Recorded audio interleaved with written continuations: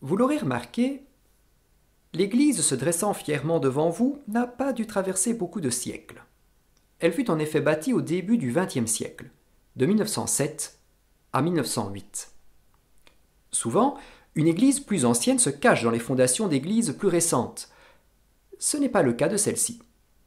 La commune d'Avin ne possédait-elle donc pas d'église avant? Pas de panique. La commune ne sentait pas le soufre. Avin a abrité deux églises avant l'église actuelle.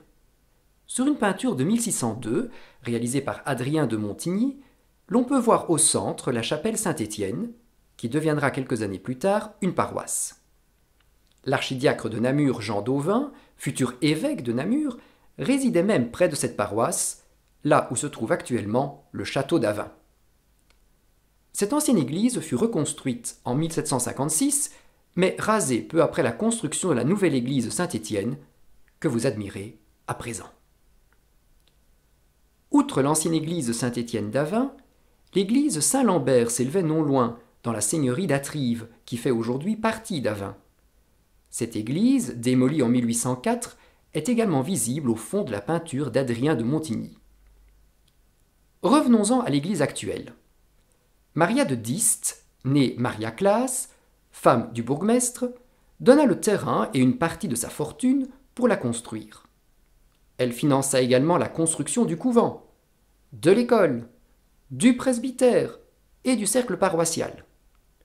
Les mauvaises langues prétendirent que cette grande générosité visait à racheter la conduite débridée de son mari.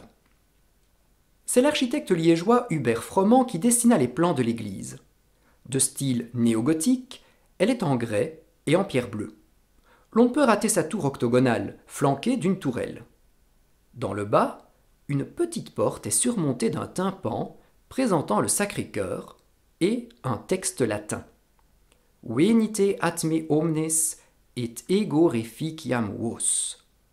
Soit, venez vers moi, vous tous, et je vous réconforterai.